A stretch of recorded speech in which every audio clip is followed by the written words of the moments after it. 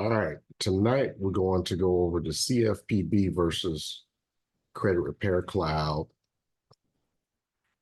which is CRC and Daniel Rosen case. We want to see who won this, who really won that case.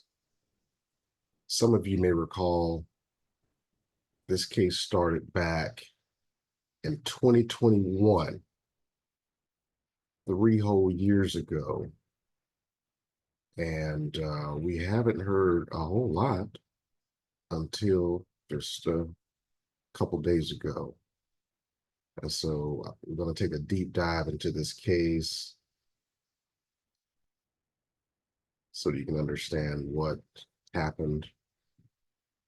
It has come to a conclusion, well, almost a full conclusion. And there's a lot to learn from this case. So let's go back to when it started. We'll just review what happened. And this is a press release by the CFPB's website, consumerfinance.gov. This is their website. And as you see, the headline is CFPB sues software company that helps credit repair businesses charge illegal fees. The lawsuit seeks compensation for harmed consumers. An injunction basically is a court order to stop doing something, and civil penalty for alleged violations of the telemarketing sales rule, which is commonly referred to as the TSR.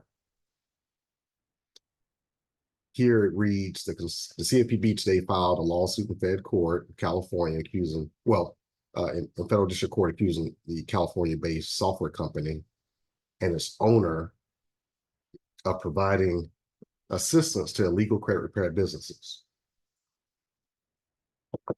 The CFPB alleged that Credit Repair Cloud and Daniel Rosen violated TSR and the CFPA by providing substantial assistance or support to credit repair businesses that use telemarketing and charge unlawful advance fees to consumers.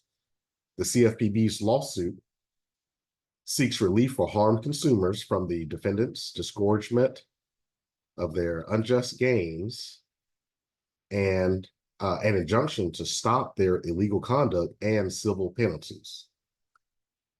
Credit Repair Cloud and Rosen have been breaking the law. This is what the CFPB director, Daniel Uggio, said. They are actively assisting credit repair businesses in violating federal consumer protection laws. They facilitated and encouraged credit repair businesses to charge illegal advance fees, causing broader consumer harm in the marketplace. The CFPB will not tolerate companies facilitating and profiting from other companies' violations of federal consumer protection laws. Credit Repair Cloud is a California-based corporation founded by Rosen. Since 2013, CRC has sold software and other tools to help others start and operate credit repair businesses. A credit repair business provides consumers with goods or services that purport, this is a typo, represent to remove derogatory information from credit reports or otherwise improve a person's credit history or credit rating. Okay. Let's jump. Okay. Let's jump from here. I want to take you to the law. There's a law. It's called the Credit Repair Organizations Act. And that actually governs credit repair organizations. All right. And what they said in this headline article that started this case, that's not it. This is it. They see credit repair businesses. When they say credit repair businesses, what they're really talking about are credit repair organizations, which is the definition of the credit repair business. But if you look at the organization, credit repair organization definition, it does say the express or implied purpose of those businesses are to improve a consumer's credit record history or credit rating. or provide assistance to someone to do that. Okay, just wanted to show that to you because we're going to have to come back to that. This is going to be a very important component of this case. Such companies that use telemarketing are covered by the TSR. We're going to talk about that. We're going to do a deep dive and talk about that to see how this all ties together.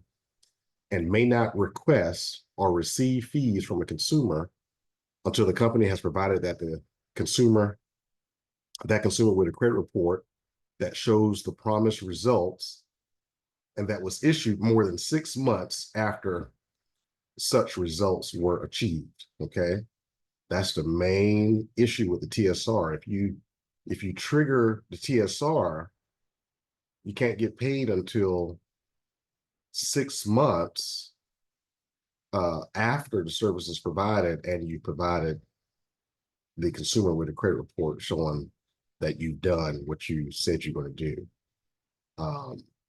It gets a little deeper than that, but we'll talk about it when we jump into the case. The CFPB's complaint alleges that Rosen, and that's Daniel Rosen, the owner, and CRC are providing substantial assistance to credit repair companies that use telemarketing to reach consumers and charge unlawful advance fees. Now, when we look at the TSR, we'll see that the TSR actually has a section in it that says if you provide substantial assistance to persons that violate the TSR, you're liable under the TSR.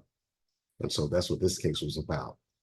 Specifically, the CFPB alleges that Rosen and CRC encourage credit repair businesses that use their services, including training materials and software, to charge unlawful advance fees, and Rosen and credit repair client knew or consciously avoided knowing that these customers were charging advance fees in violation of the TSR. All right, so under the CFPA, Consumer Financial Protection Act, the CFPB has authority to take this action. They're seeking monetary relief, disgorgement of the unjust gains, injunctive relief, and a civil penalty. Okay, the complaint is here, and I'll just show you the intro. You see how they filed this complaint in California, Western District Federal Court, against Daniel Rosen and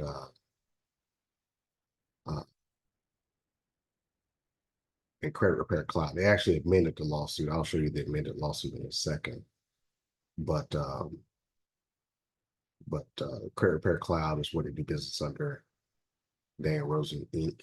Daniel A. Rosen Inc. is the company, and Daniel Rosen. And as we talked about here,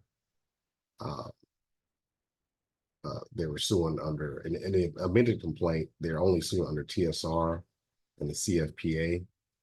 We see in this first complaint, they actually had the Telemarketing Act in it. So the main change is the amended complaint is only about the TSR and about the CFPA. Okay, so I'll jump out of here. Now, let's jump. This is September 20th, 2021, almost 3 years ago. Let's jump to August 8th, just a few days ago, several days ago. We have a new press release, and it says the CFPB takes action against Credit Repair Cloud and Daniel Rosen, the CEO, for enabling credit repair companies that harvest illegal fees. Now, this headline is a little misleading. I mean, they took action 3 years ago almost. This case is coming to a conclusion. So they're saying they took action or takes action. They took action years ago, and now they come to a resolution. So this headline, I would say, is misleading. It looks like a new action, but actually this case is coming to a full conclusion with this proposed order and stipulated judgment. Let's read and see what the press release says. Today, this is just a few days ago, several days ago, August 8th, the CFPB filed a proposed order, and here's a copy of it here. We'll take a look at it. Well, that's not it, but we'll take a look at it. To resolve, let's see, this is to resolve its lawsuit against CRC and Daniel Rosen for providing substantial assistance to credit repair companies that charge illegal advance fees to consumers. The proposed order, if entered by the court, will propose a $2 million civil penalty against Rosen and a $1 million civil penalty against CRC.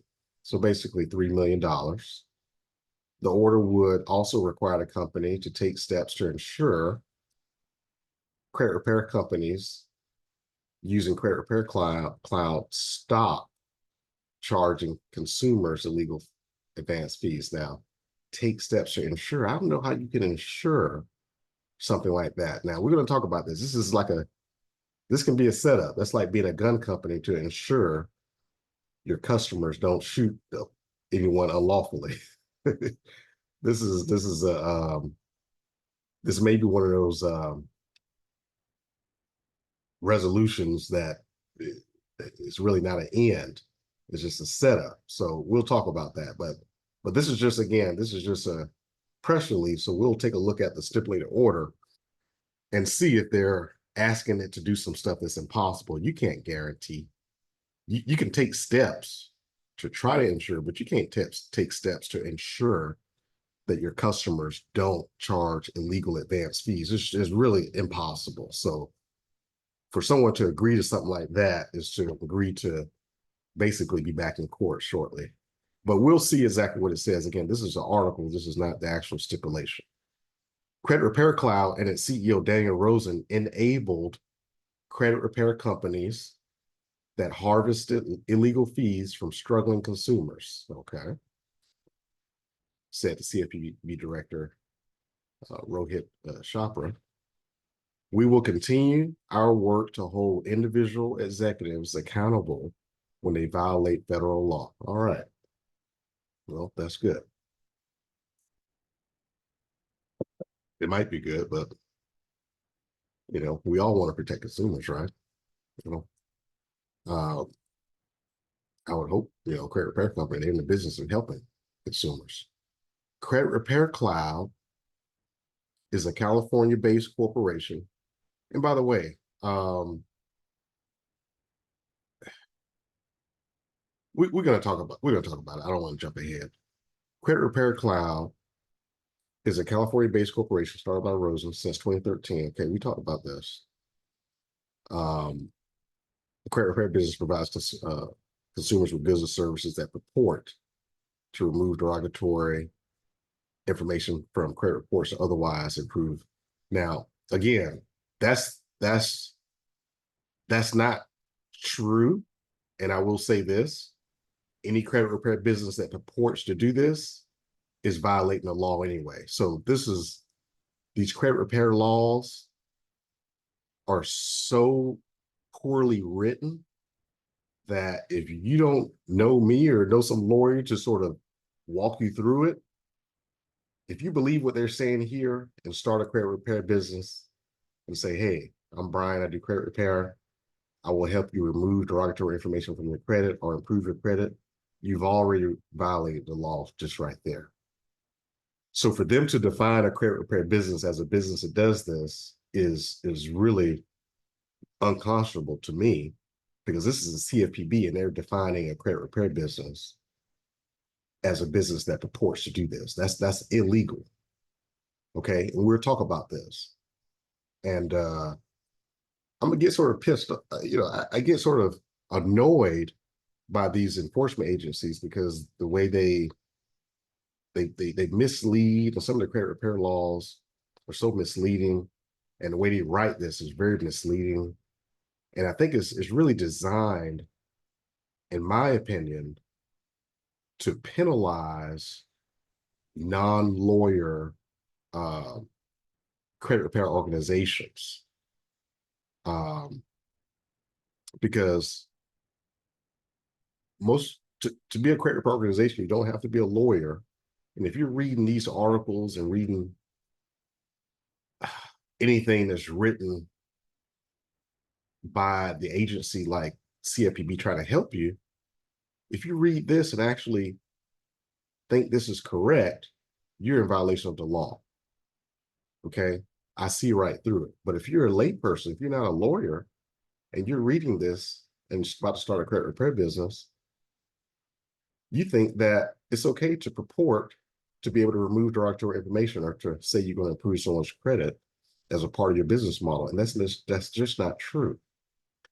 And as we get into this case and the resolution, and then Daniel Rosen actually did a video.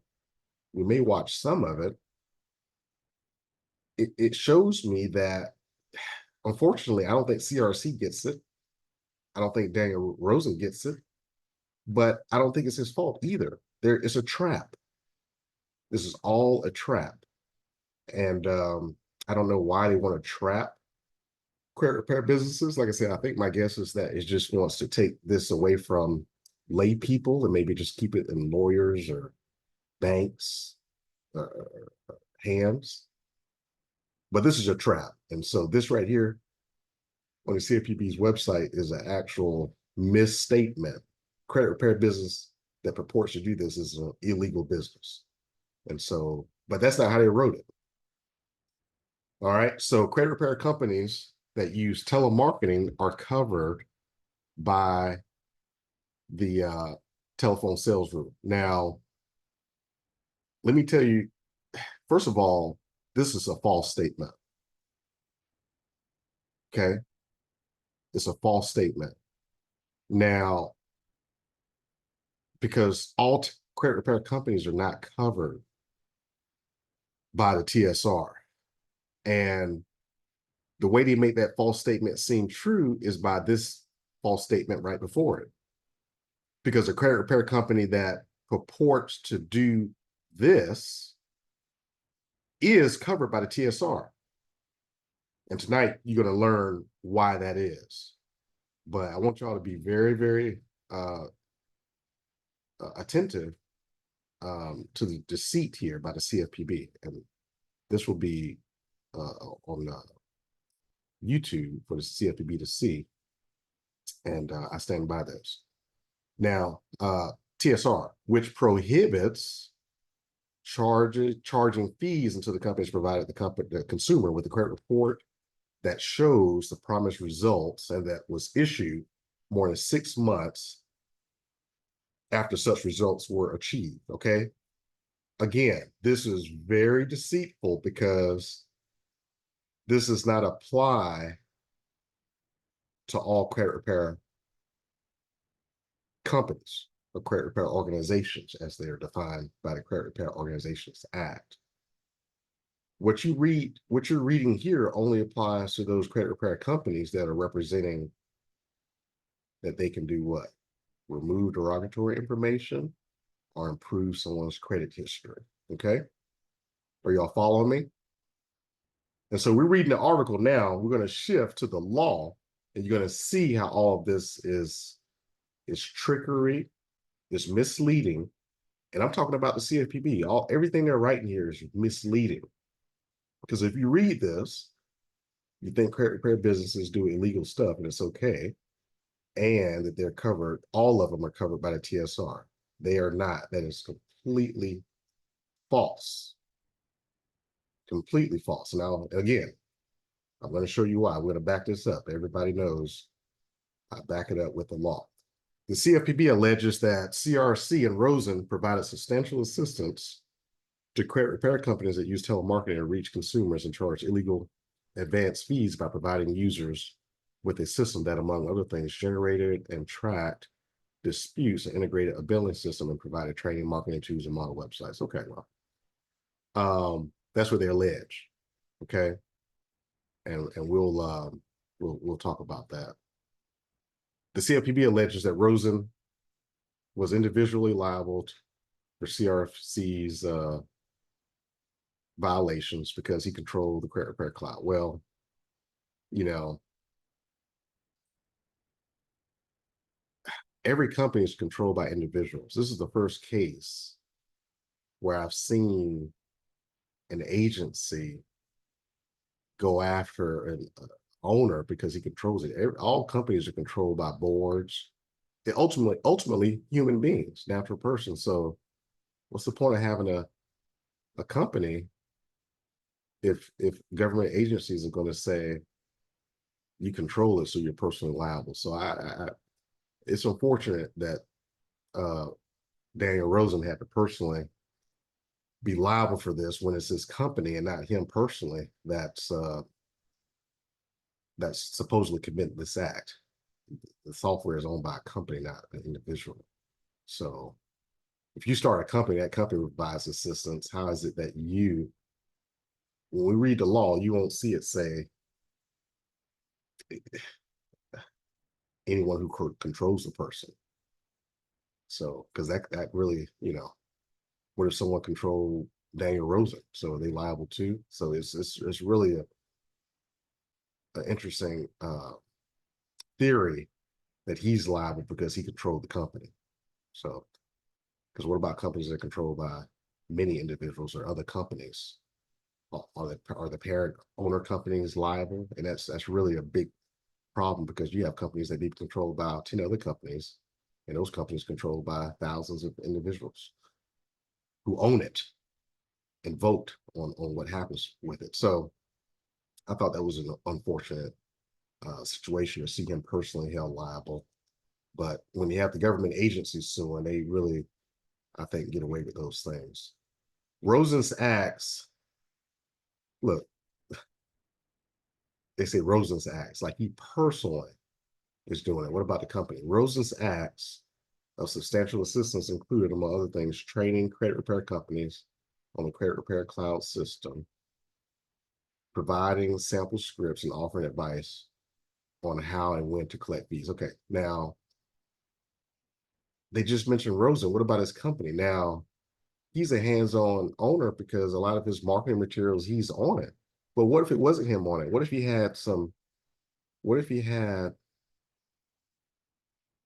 employees doing those things, the training? Are they now liable? Or is he just liable is because, he's the owner? So, this is really confusing on how they pin him down individually because he's just doing the training.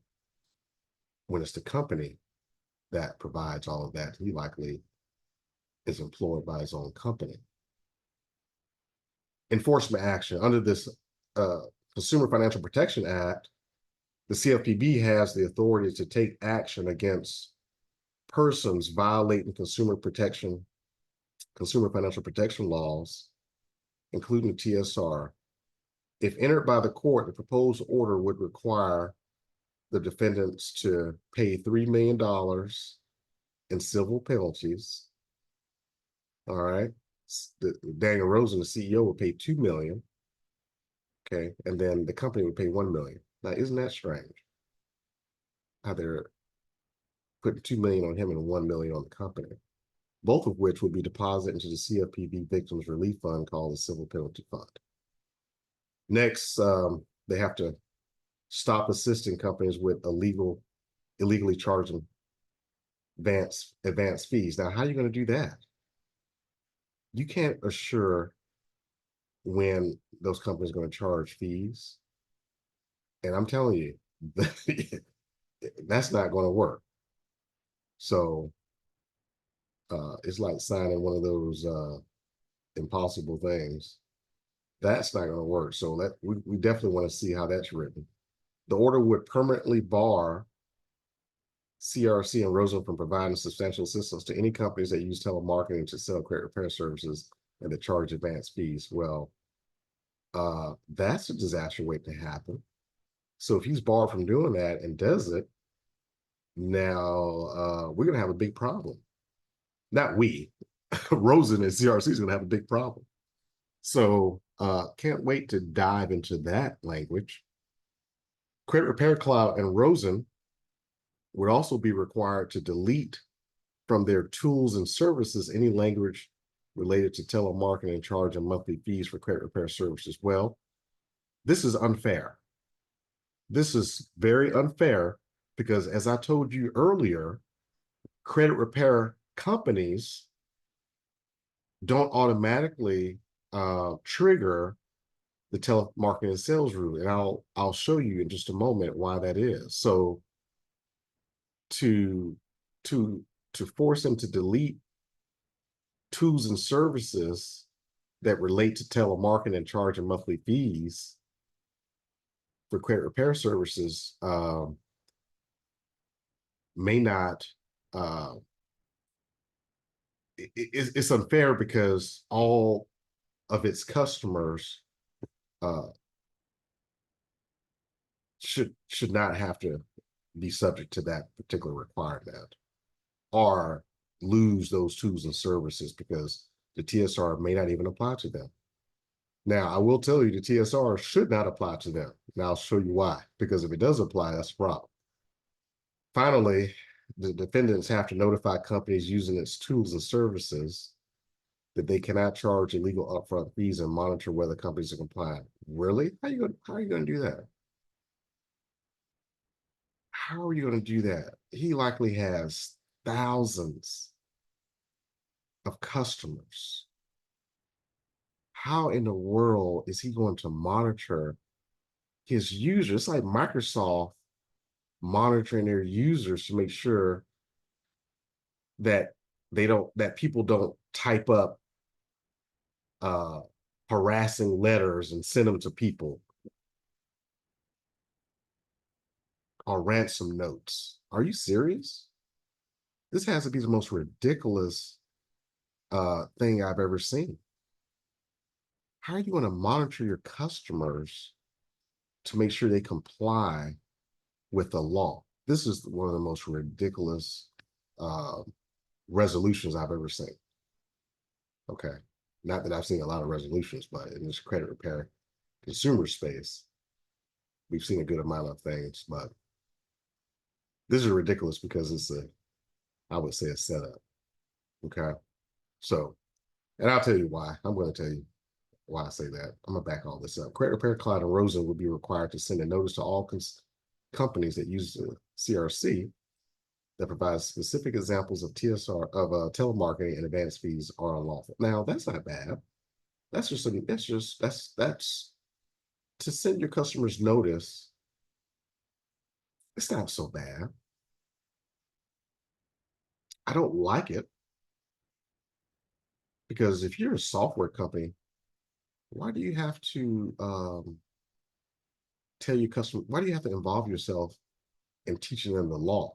Microsoft doesn't teach you about not writing ransom notes, not sending your significant other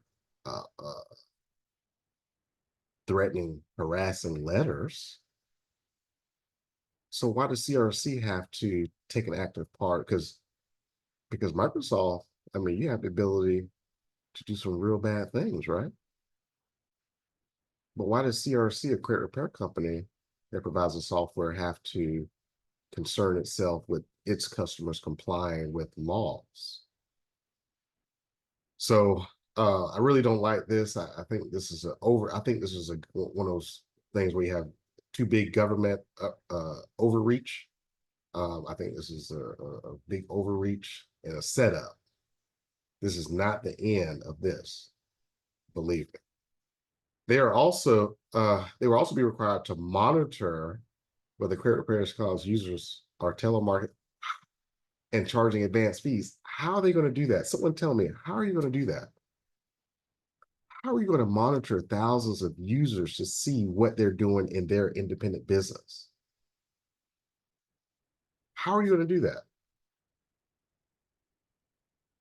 Okay, so it's ridiculous. Anyway, as you can see, I think it's just ridiculous. Just from the article, it's just ridiculous. So let's look at this proposed order, okay? And let's see what in the world is CRC and Daniel agreeing to, because so far, as written, it just looks horrible. Okay, so we're gonna do a deep dive into that. Actually, let's see here. Do I want to go into that first, or do we want to? You know what? Let's do this. This order is 27 pages. Let's first do a dive into the applicable laws here, so that you know what the heck is in question. Okay, because these laws are way shorter than this order. So let's jump out of this press release, and let's go into some of the laws. The first law I want to go into is the Credit Repair Organization Law, which, if you're looking at statutory uh, citation wise, is 15 USC 1679. Okay. So that's written 15 USC 1679 et sec. And so 1679 et sec means you have 1679 and it continues with some subsections. Okay. We're not going to go over the whole thing. I will tell you the purpose of it. The purpose of it is to ensure that prospective buyers, credit repair service organizations are provided with information necessary to make an informed decision regarding their purchase, and to protect the public from unfair and deceptive advertising and business practices by credit repair organizations. All right, so that's the purpose. Now, back to the definitions we came here earlier. Consumers are individuals, so people. Consumer credit transaction which credit is offered or extended to an individual for the purpose of household purposes, personal, family, or household purposes. All right.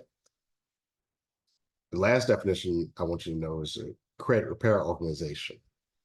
That's what they were saying earlier, is a credit repair business, but the legal definition is a credit repair organization.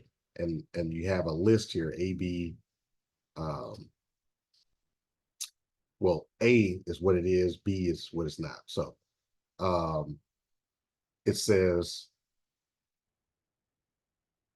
the term credit repair organization means any person.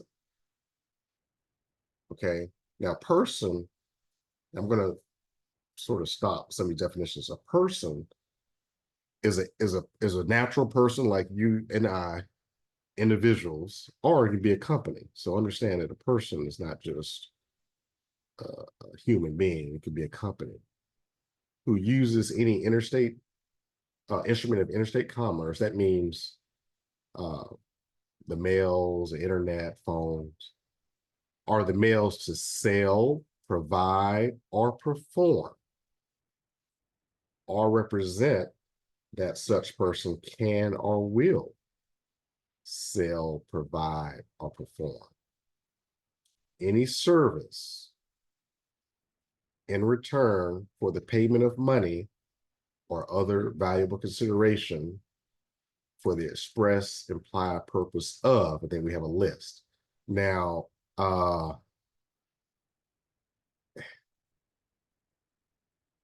let me highlight some words here. Basically, this person has to sell, provide, or perform, or represent that he can or will sell, provide any service. Okay. The Credit Repair Organizations Act is talking about credit repair organizations that provide a service. Okay. So a service is different from a product. So if you have a book or some type of, I guess, software or whatever the case may be, if you have a product, it may not be covered. You may not be a credit repair organization, but if you provide a service, that's when you're doing something for someone. So, just understand it may be a slight distinction, and we'll see this word again or another word, because a service is different from a product. A service is what you do for someone else. Okay, a person. A product is what someone uses. All right. So now this is in return for the payment of money or other valuable consideration. Now, this is another area where I see different persons trying to avoid being subject to being a credit repair organization. Well, I don't charge, I just do it for free. Well, you see a lot of free credit repair articles now or advertisements. But guess what? They want you to sign up for credit monitoring service. And guess who gets paid for that? The person that's selling it. So that falls into the other valuable consideration. So understand, if you don't charge someone per se for credit repair, but you lead them to a service that you benefit from, well, it's a possibility that that's other valuable consideration that's making you a credit repair organization. Okay, so keep that in mind, whether you're doing that or if you are dealing with that. And then it says for the express or implied purpose of. Now, this definition is very, very tricky because it says express or implied purpose. Okay. Now, we're not going to go through the whole Credit Repair Organizations Act because we're only interested in this particular area, but it's a requirement. It's a requirement of the Credit Repair Organizations Act that you have a contract with your customer. Now, what's the purpose of having a contract with your customer? The purpose of having a contract with your customer is to take away what? Implied anything. Okay? Because your contract is going to tell them exactly what you're going to do. That's called express. Anything that's written or said to someone, that's expressed. Anything that's not said or written to someone may be implied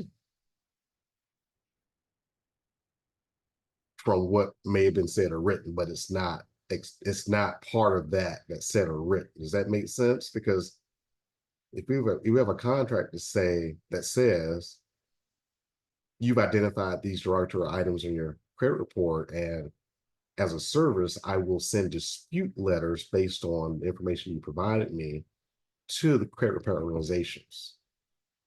Okay, that's the express service that I'm going to provide. What's the implied purpose? The implied, this customer may think you're going to delete something or improve their credit, but you did not say that. And in fact, if you did say that, it will be illegal. And I'll show you why. It would be illegal to say that. So this definition, unfortunately, includes an implied purpose that is, guess what? In part, an illegal implied purpose. Does that make sense? Because the definition of credit repair organization is that, a person that's, sells or provides or represents, they can or will, for money, express or implied that they will improve any consumer's credit record, credit history, or credit rating. I want to be, in case you don't know, I want to be the first to tell you, if you expressly tell someone this, you have violated CROA, and I'll show you why in just a second. But this definition is here to cover this implied purpose, which is very tricky. I mean, how can you control implied purpose? Well, I would say you can expressly say, I do not represent that any services I provide will improve your credit record, credit history, or credit rating. But guess what? Are people going to read that? They still going to have that same implied purpose. So anyway, just understand that this definition here is very, very tricky and includes a purpose that is completely illegal. But the reason it's there is because it's for the implied purpose. If you expressly say you're going to do this, you violated CROA. CROA, by the way, is the Credit Repair Organizations Act. That's what we're reading right now. All right. The definition says, or providing advice or assistance to any consumer with regard to any activity or service described in clause 1. Okay. So this includes advising or assisting a consumer to do this, to improve, to expressly or impliedly improve their credit. Okay. Now, Part B says what it does not include. So, a credit repair organization does not include a 501c3. Okay. So, the best way to avoid this cluster F of definition of credit repair organization is to organize yourself as a 501c3. And you do that by starting a state level nonprofit and then applying with the IRS for 501c3 status, which should not be done without legal assistance. Otherwise, it can be a disaster. Also, a CRO, which is credit organization, does not include any creditor, okay, to the extent the creditor is assisting the consumer to restructure any debt owed by the consumer to the creditor. Okay, so they're saying obviously if that creditor is helping people with other creditors, you may fall into it. But if you're a creditor helping your consumer deal with debt owed to you, you're not a CRO. Any depository institution, basically bank, credit union, okay, they're outside the definition. All right. Now, one more section of the CROA that I'm gonna go over, and then we'll go to the next law, is prohibited practices. This is 1679B, section 1679B of CROA. This is what CROs and really no person shall do. No person can make any statement or advise any consumer to make any statement which is untrue or misleading, upon which a reasonable exercise of care should be known to the CRO officer, etc. With respect to any consumer's creditworthiness, credit standing, credit capacity, to any consumer reporting agency or any person who has extended credit or whom the consumer has applied for credit. All right, that is what it is. That's not what I want to get to. Also, it's illegal for a person to make any statement or counsel or advise any consumer to make any statement. The intended effect of which is to alter the consumer's identification to prevent the consumer's credit record, history, or rating for the purpose of concealing adverse information and not obsolete. That is accurate and not obsolete to the CRA or any person that's extended credit or applied for credit. Okay.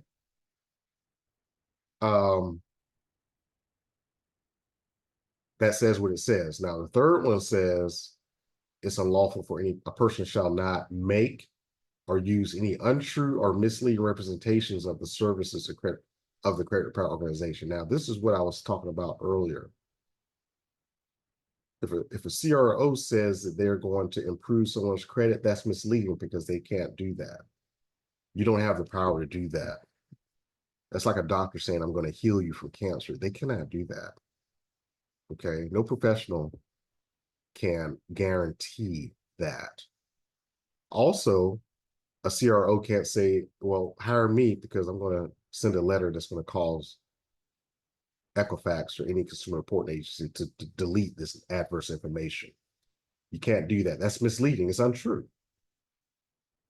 You can't guarantee that. Now, that may happen, but you cannot sell yourself on the premise that what you're going to do is going to do that. That's misleading because what if it doesn't happen? You can't guarantee it. So this is the part of the CROA that prohibits you as a credit repair organization from representing that you can improve someone's credit because you can't guarantee that, or that you're going to delete anything that's derogatory.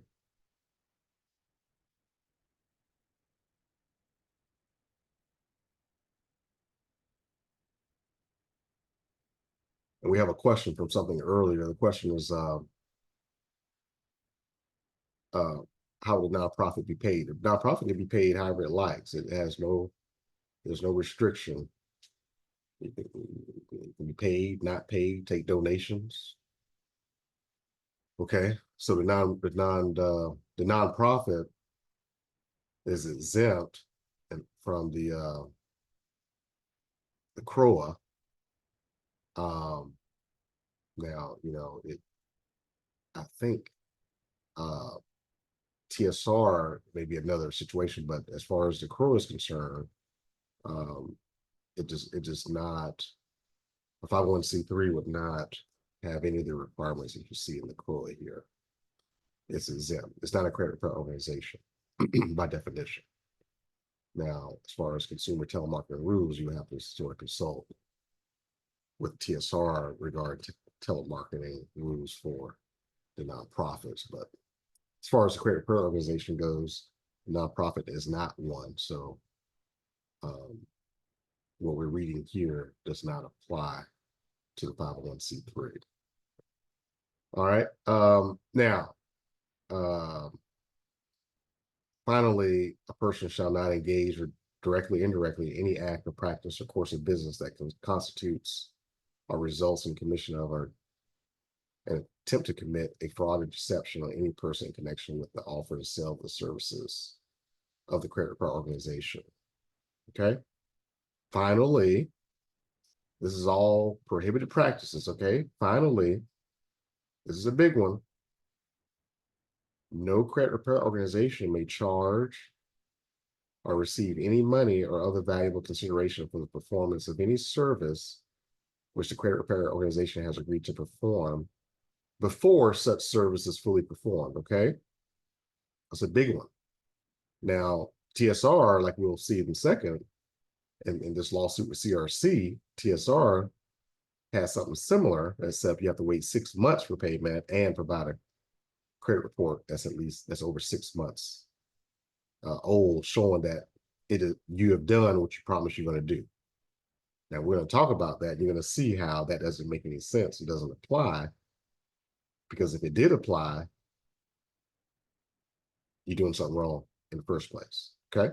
So we'll tie it all together in just a moment, but that is the CROA. Now, if you keep going, there's a lot of other things related to CROA, but we're not going to go over that. The purpose tonight is to see how it ties into TSR and how and why the TSR should not apply. Now, TSR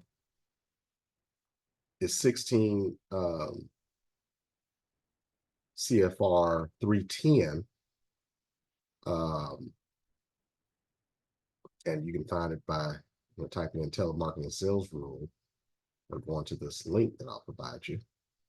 But this is a TSR. This is it here. Okay, we're not going to go over all of it because we're not interested in all of it right now. We're just interested in a part of it. Now, if you go back and look at, let's see, I want to take you to the amended complaint.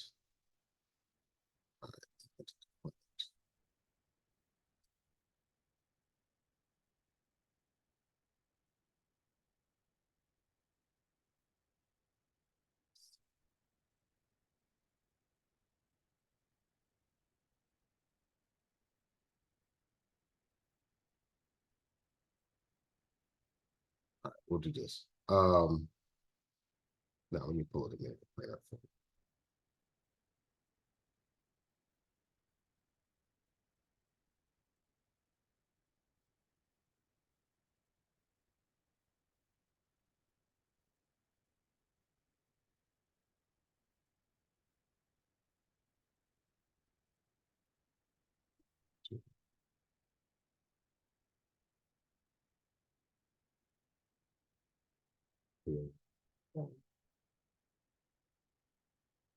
Adobe.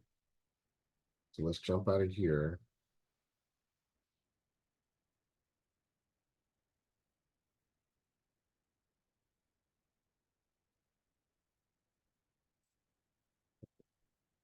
Stop sharing that, and then I'm going to share Adobe.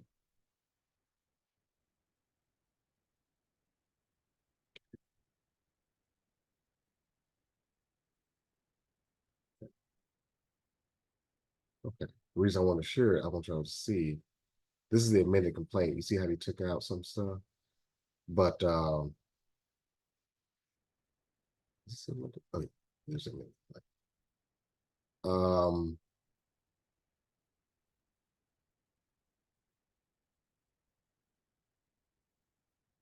right. You see the telemarketing sales rule? Oh, they actually, I'm sorry, they kept Telemarketing Act too. They kept that. I told you earlier. They took it out, but it is actually still in there. So they're saying they violated 16 CFR Part 310. Okay. And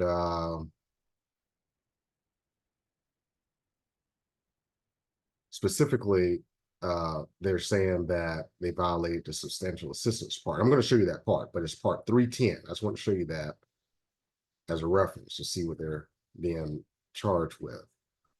And this is civil, so I'm not talking about criminal charges, but this is just a civil case, meaning it's about money. Nobody's going to jail over this. Okay. Okay. So, all right. So back to the TSR. This is a TSR. You see section 310. Now, part 310 has a whole lot of subparts. All this is 310. You got 310.1, which is the scope. This part implements the Telemarketing and Consumer Fraud and Abuse Prevention Act. 310.2 is definitions, talks about who's an acquirer. Okay, a lot of good definitions, talks about credit, talks about who's a customer, means any person who is or may be required to pay for goods or services offered through telemarketing. You notice this words goods or services. You see how that now we're talking about goods now. Okay. Remember earlier with the CROA was talking about services, but now for the first time you're seeing the word goods. Okay. Debt relief service, that's not credit repair. So we're going to push on down. Okay. I'm stopping on stuff that applies. Here, remember I told y'all what a person was? A person is an individual, group, unincorporated association, limited or general partnership, corporation, or other business entity. Okay. I'm highlighting the things that apply here. We're going to scroll down. Seller, that's important definition. That's any person who, in connection with the telemarketing transaction, provides, offers to provide, or arranges for others to provide goods or services to the customer in exchange for consideration. Now, let me go back up a little bit. I don't see a nonprofit here. All right, so that's okay. So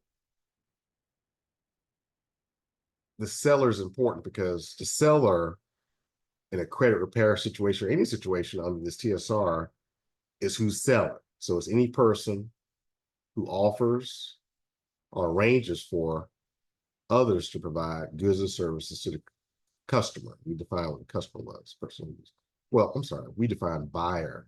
They didn't. I don't think they defined customer. Oh, they did. I'm sorry. We did. Or did we have the word buyer? No, we had the word customer. Okay, the customer is what we defined here. Customer means any person who may be required to pay for the goods and services offered. And then you have a seller. So you have a customer, you have the seller. We just read that. Now let's read telemarketer. Telemarketer is any person who, in connection with telemarketing, initiates or receives telephone calls to or from a customer or donor. Okay, someone asked about 501c3. Telemarketing, because it says telemarketing. Let's see what telemarketing is. Telemarketing means a plan, program, or campaign which is conducted to induce a person of goods or services or a charitable organization. All right. By use of one or more telephones in which involves more than one interstate telephone call, the term does not include. Okay, so let me read again. Telemarketing means a plan, program or campaign which is conducted to induce the purchase of goods or services of a charitable contribution by use of one or more telephones and which involves more than one interstate call. Someone asked earlier with a 501c3. Now, I think that a 501c3, because they get the charitable contributions, they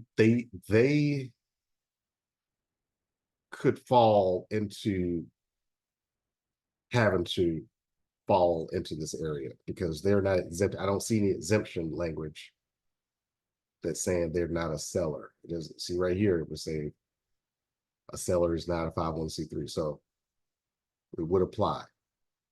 And I think they're still fine because, again, I'm going to show you how TSR should not be activated, whether you're a CRO or a 501c3. I'm going to show you why. All right, upselling. We're not going to concern ourselves with that.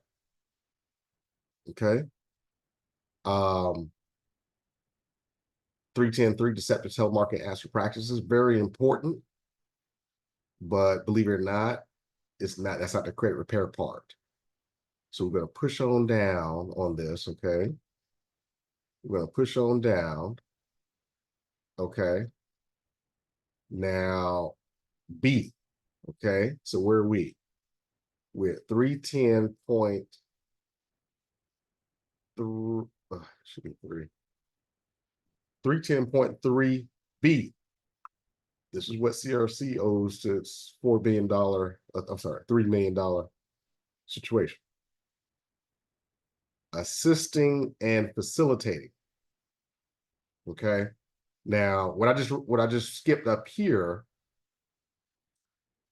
is 310.3A, but if you read it, it's not really on point to what the credit repair space is, but it applies. I'm not skipping stuff that does not apply, but it's not on point to the credit repair space. Let's read 310, 16 CFR part 310.3B, assisting and facilitating. It is a deceptive telemarketing act or practice and a violation of this part for a person to provide substantial assistance or support, okay? Because they were talking about a lot of substantial assistance, but it says or means it could be either or support. Support is way less than substantial assistance. You can just be a support to any seller, okay? We read that definition. Or telemarketer. When that person knows or consciously avoids knowing that the seller or telemarketer is engaged in any act that violates 310.3A, which is above here, we didn't read, C, which is down here, that's credit card laundering, or D, which is the prohibited practices, again, about charitable contributions, okay? Or 310.4, okay? I'm about to show you that. That's the credit part. All right, you follow me? So substantial assistance. It's a violation to provide substantial assistance or support to any seller or telemarketer. Now, let me go back to the telemarketer definition because a lot of people don't understand what it means to have a campaign. So you have a website, you have a listing with your phone number. That's a campaign. It doesn't have to be like those March of Dimes campaign where you're just calling people all day. No. A planned program or campaign. Okay. So when you build your website, put a phone number, okay, where you hoping someone will call you or do an ad, that's a planned program or campaign. Okay. It's simple. So most people are doing telemarketing because you have a plan in place. You're building a website, creating a business card that has a phone number where people can contact you. People can submit their contact information, you contact them. That's telemarketing. So reason I say that, I want you to try to avoid, you're going to, as we sort of bring this home, what you're going to have to avoid is trying to avoid, say, oh, I don't do telemarketing, because I'm going to give you a link to Daniel's video. He's going to tell people, just don't telemarket. Well, that's going to be impossible. What kind of business is going to be able to create any type of website without any means of contact where the businesses can be contacted by phone, or a person can submit their information to be contacted? So anyway, we're going through this in a deep dive, because if we didn't, you would believe the hype to think that you want to avoid telemarketing, but you can't. You can, but it's just not feasible. Okay. It's not feasible. And you all are going to be mentally equipped to understand that you don't. I'm trying to think of I usually have a lot of comparisons and examples, but I don't want to confuse anyone. But you don't have to avoid being a telemarketer. You don't have to avoid being a seller. Okay. And Daniel Rosen put a video out. But the thing is, you're agreeing to it, and we're going to go over that next. You're agreeing to it, but it's a disaster to try to avoid being this, when really all you have to do is avoid breaking the law. I'm sorry, breaking the law is cruel, but I'm going to show you. And I promise you, if you lost a little bit, we're gonna get you. So remember the substantial assistance. Okay, this is it here. Part 310 point what? 3B is a substantial assistance part. 16 CFR 310.3B. That's what CRC and Daniel that's this part that Daniel and CRC can thank for, going through millions of dollars in legal costs. Okay. Let's scroll down. CD, we talked about that. And then it said 310.4. Remember that? Okay. This is 310.4.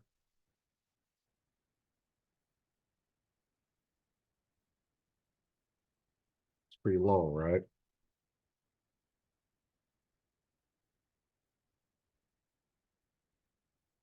All right. So anyway, all right. So 310.4, we're going back up to the top.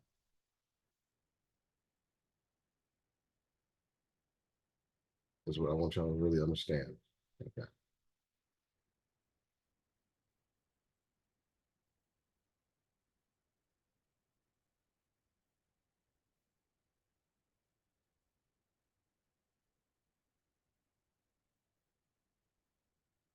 Okay.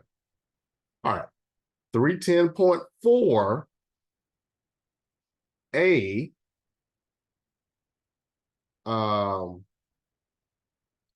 is what I want y'all to pay very careful attention to. This is the part that deals with credit repair.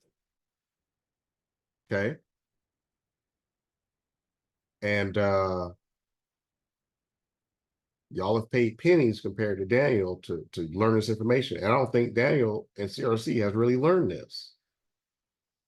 They spent millions, and they're agreeing to something that is going to really, we're going to look at, see what they agree to, and we'll make a decision on whether they get it or not. Okay. All right, let's read it. It is an abusive telemarketing act or practice. And by the way, we're not bashing CRC and Daniel. They're probably one of the most genius people in this industry, but they're fallen victim, being a big fish, to the CFPB, which is designed to really go after companies hurting consumers. But as we read earlier, they're misleading the public themselves. But we'll get to that. All right.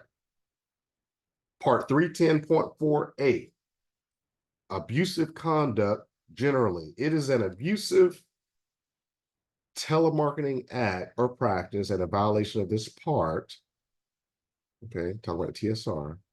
For any seller, you see, we define these things because when you're reading these words, you think they're just any words, but no, these are real, these are words that we've defined. Remember the definitions? For any seller or telemarketer. Okay, so even if you're not a telemarketer, but you're a seller. Okay. So remember, I told you Dan was saying don't telemarket, but what if you're just a seller? Anyway, to engage in the following conduct.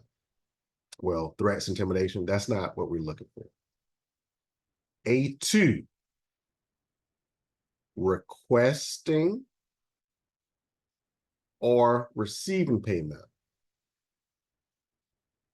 Now, look how huge this is, y'all. Requesting. So you don't even have to get the payment. If you request it, it could be a problem. Understand this. These words, this is the law. And when you see or, it can be either or. It doesn't have to be both. So or means you can request or receive payment of any fee. $1, $1,000, 50,000, any fee. Oh, hire me for $1. Any fee or consideration. What does that mean? Remember I told you free credit repair. Just sign up for this monitoring software. What is that person getting? Commission. What is that commission? Consideration. We'll make this a little larger. How's that, y'all? Oops, that's too big. Huh? Oh, I made it too big. Let me scroll back down 1 second. All right. How's that? Our consideration for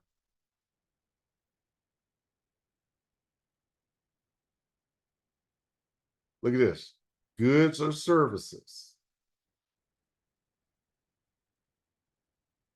Now,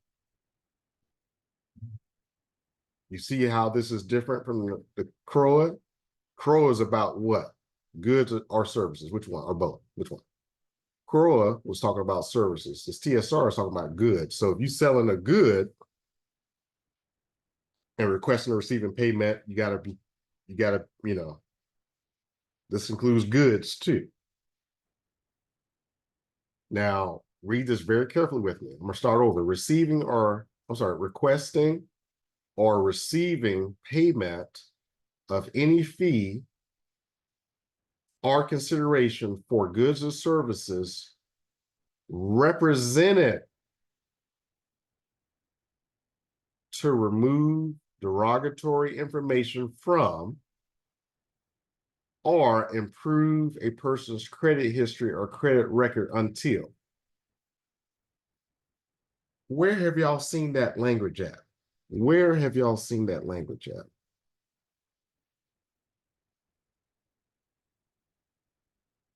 Where have y'all seen that language? Anybody?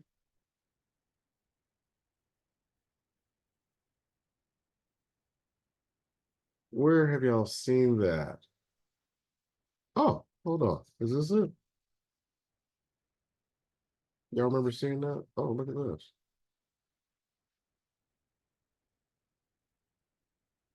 One second. See, I make it big. Now I can't see it. You think I make it bigger, I can see it. Okay. A credit repair business provides consumers with goods. Oh, wait a minute.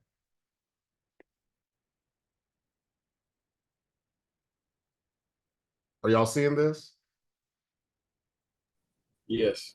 Goods or services. Okay, well, hold on. I thought the credit repair. Hold on a second. I thought credit repair organization provides this services. Okay. What am I? credit repair organization provides service. All right. Well, I'm just hold on. Maybe okay. Well, first of all, credit repair business, there's no legal, that's not a legal term. Okay. So they can say this because when you think about it, they're not talking about credit repair organizations. There's no such thing, there's no legal, it just doesn't say credit repair business. So when they see this, well, there's an attorney out there, Brian Ponder, that says you all are misleading the public, saying credit repair businesses XYZ. Well, yeah, we were talking about credit repair business. I mean, we're not talking credit repair organizations. You see where we lead, but that's misleading, right? Anyway, um, you see here in this article written by the CFPB, it says a credit repair business provides consumers with goods and services that purport to remove derogatory information from credit reports or otherwise improve a person's credit history or credit rate. Well, did I not teach you all that that's a misleading practice, is it not? If you go back to 1679B of the CROA, go down to number 3, isn't it misleading for a company to purport they're going to improve your credit or delete something? Is it? I mean, somewhat. Isn't that misleading? Because you're misleading because you can't purport to do something that you can't do. Okay. So anyway, this is the TSR. We're back to the TSR. Back to the TSR. But I wanted y'all to see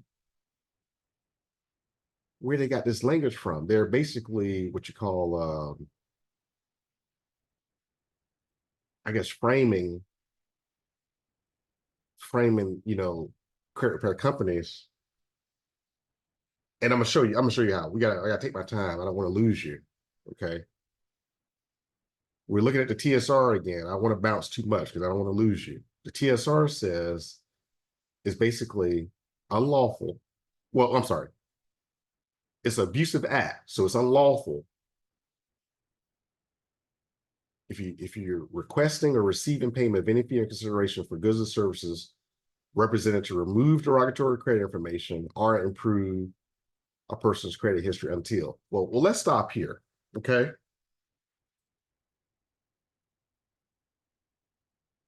Let's stop here. If you're a seller or telemarketer, it's abusive for you to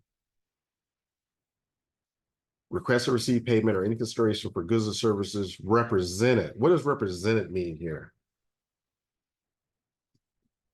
What does represented mean here?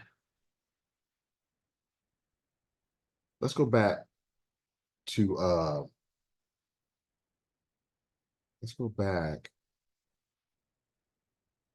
definition of credit repair organization.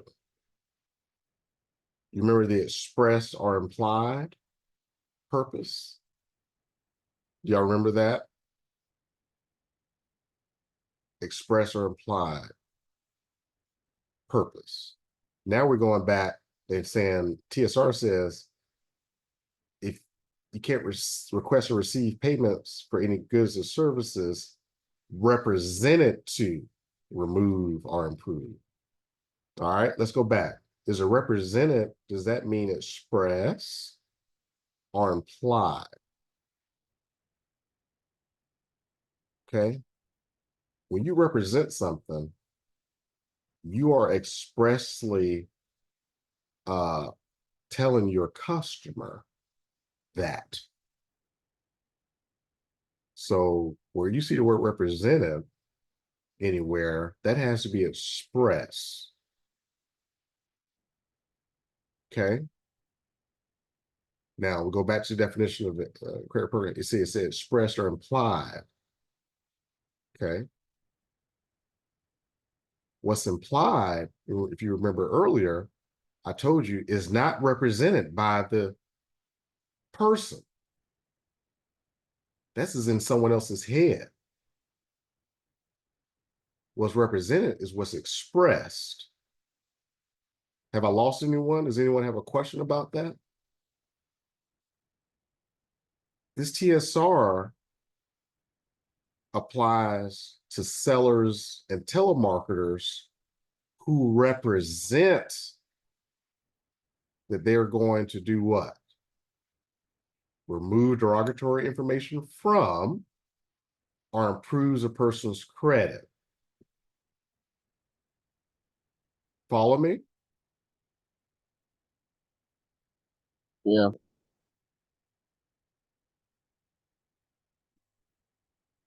Okay. So my question to you is, if you're a seller or telemarketer who represents to your customer that you can remove derogatory information from their credit or improve their credit, what have you done? Somebody tell me, what have you done when you do that? Violate CROA. Oh,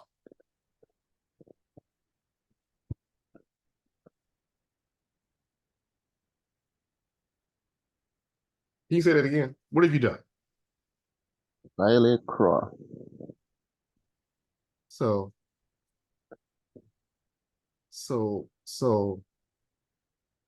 soon as you represent these two things, you have a problem. You have a big problem. You have a problem with CROA. And you got civil liability, you got administrative enforcement, you have big problems. You got to give people money, but I mean, you have a big problem. You have a big problem. Okay.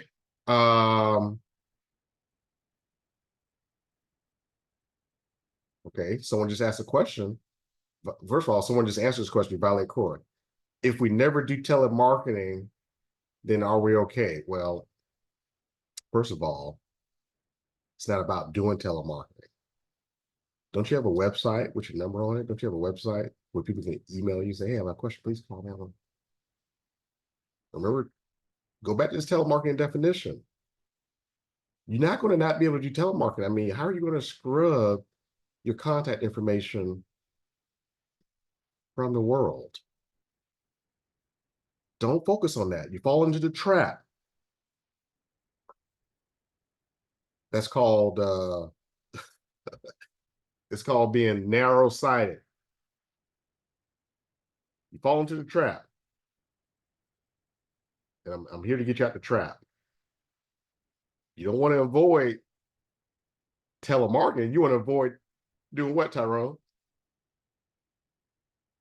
Don't avoid representing the CROA violation, representing that you can remove anything. You can talk to them all day, all night. Just don't tell them that you can fix the credit and remove negative information from it. Boom, boom. But thanks, Jessica, for that question. But yeah, you don't want to avoid telemarketing. I mean, come on, like, don't people work too hard for their money for them not to be able to make contact with you to ask you questions or for you to call them to clarify their issues and questions? I mean, what's minimum wage? I don't know, but you know, whatever anybody charges someone can represent many hours of hard work. So no, you should not be focused on being unavailable to people by phone. Your focus should be not triggering TSR. And someone, I'm a participation again. How do you not trigger TSR from what I just read to you? By not violating CROA, but specifically by not representing to a customer that you're going to remove derogatory information from or improve their credit. Does that make sense? Well, if it does, then you'll see that it's a mistake to try to avoid telemarketing when all you have to do is avoid breaking the law already. If you don't violate CROA, you're not going to trigger TSR. this is the part that is being overlooked. I think I can't see it's being overlooked by CRC or anyone, because we got to look at this order real quick. We're gonna have to sort of speed through that. But what I want you to understand tonight is TSR is triggered by this. You see, it says until, but before until, this is a qualifier. You can't request or receive payment or any consideration for goods or services represented to do this. Well, if you're requesting or receiving money for goods or services that don't represent to do this, then you stop here. You're not triggering CROA. But if you're a seller or telemarketer and you represent that you're going to remove derogatory information or improve a person's credit history, credit record, or credit rating, then you need to read. Then you need to continue reading. You have triggered TSR. You need to keep reading because you have triggered TSR. Now, you violated CROA. Let me ask you this. If we stop here and you are a seller or telemarketer,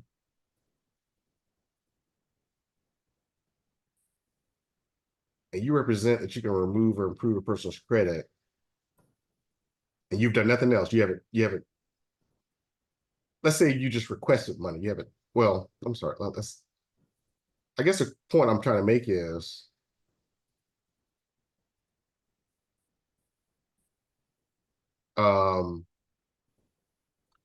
let's do this. Let's say you haven't requested or received money, but you represent to a customer or seller, okay, that you can remove derogatory information from or improve their credit. You haven't requested or received money, but you just made a representation. Have you violated TSR? All you've done is represent that you can remove or improve. Have you violated TSR?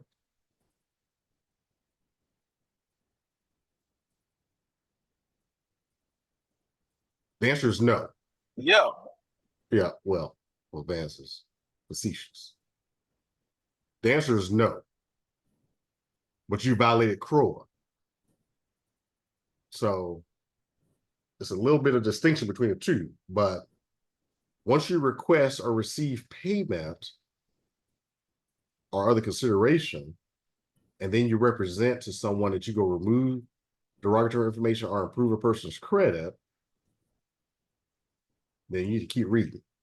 If you represented that, keep reading. First of all, you already, if you're having to keep reading, you violated CROA. So you should be thinking about that in the back of your head, but keep reading. And it's only 2 requirements. It's not many, but it's ridiculous. But the time frame, until the time frame in which the seller has represented all of the goods and services will be provided to the person has expired. So if you say you're going to do it within everything within 3 months, that needs to expire. But you have a big word here called "and." This is a huge word. That means this has to be satisfied and this has to be satisfied. The seller has provided the person with documentation in the form of a consumer report, okay, from a consumer reporting agency. All right, well, okay. Well, first of all, well, okay. Demonstrating that the promised results have been achieved. Such report having been issued more than 6 months after the results were achieved. Did y'all read that? More than 6 months after what? After the results were achieved. Now, if you go to, you just go to Daniel's response and see if it says 6 months after. you may tend to think it's 6 months after receiving the payment, but it's at 6 months after the results were achieved. So say the results were achieved, we know credit repair results are going to take at least 45 days because you have a dispute, you have a mail period, all that stuff. And so you got that month, or say if it's a few months, the results are achieved, but you have to add 6 months into that, and you need a report that's issued 6 months after the results were achieved. Nothing in this part should be construed to affect the requirement of the FCRA that a consumer report may be obtained for a specified permissible purpose. So you got to have a permissible purpose. And then it's saying that consumer report has to come from a CRA. How many of you have a direct relationship with the CRA to get such a report, a consumer report? You have to be a subscriber to do that. If you get a consumer report for someone, it's going to be from a third party. So I mean, how are you going to get a consumer report from the CRA? And if you use your consumer's credentials to get a file or disclosure copy, is that a consumer report? No, it's not a consumer report. So this law is designed to screw you over. If you're triggering TSR, you violated CROA, and you're really gonna never get paid, because I like to see you get a consumer report from the CRA. I like to see you do that. And I like to see you get paid 6 months. I like to see you wait 6 months after you achieve the results. Okay. Now, first of all, should you even be representing that you're gonna get a result? Well, if you're triggering TSR, yes, because you represent that you're gonna remove or improve. Under CROA, should you be contracting someone for certain results? I don't suggest it. You could say, hey, you just pay me on stuff that's deleted, but that's dangerous, because it may not be, you have no control over that. So you can in compliance with CROA, be a results based business, like pay per deletion, not pay per deletion with debt collection. I'm talking about a consumer will pay you if something is deleted. That's fine. But what they're talking about here is similar. If you're dealing with results, or if you're representing certain results, you can't get paid until 6 months after those results are, I'm sorry, you can't get paid until you provide a report that's after over 6 months after those results are achieved. Which, what kind of sense does that make? What if your results are achieved in 30 days? Okay, so it's really horrible. So anyway, that's the TSR, you all, and it's triggered by representing that you're going to do this. So hopefully you have a better understanding. So when you see Daniel, we're about to look at the stipulated order, talking about guaranteeing a person doesn't do this. Well, first of all, you can't control what people do, but no credit repair organization should be representing they're going to remove or improve. Now, if you write that upon receipt of the dispute, the reporting agency may remove, and as a result, depending on the algorithm that you have no control over, your credit score may improve. I mean, that's different, but you're not guaranteed. You can't represent that that's what's going to happen. You can provide educational information on what can happen. They can delete, they can modify, or verify. Okay. If it's deleted, your credit may improve due to the FICO algorithm. It may not. You don't have control over it, but it's safe just not to represent that you're going to remove or approve. Any questions about that? We're going to go into this order and then call it up. But the key thing here is the TSR is triggered. It does not apply to all credit repair organizations. If you're a credit repair organization doing proper business, you are not triggering TSR. If you are a credit repair business doing bad business, you may be triggering TSR because you're representing that you can remove derogatory information or improve someone's credit. Make sense? All right. So let's go back. Let's see what this stipulated order says. Okay. Actually, I think I have it on my PDF. It's gonna be, yeah, okay. I have it on my PDF. So we're gonna jump out of here and we'll look over that order. If you have any questions, you can unmute, but hopefully I'm explaining this well enough to where you all are following me. And okay. All right. So here's the stipulated order. I'm gonna make it a little bigger.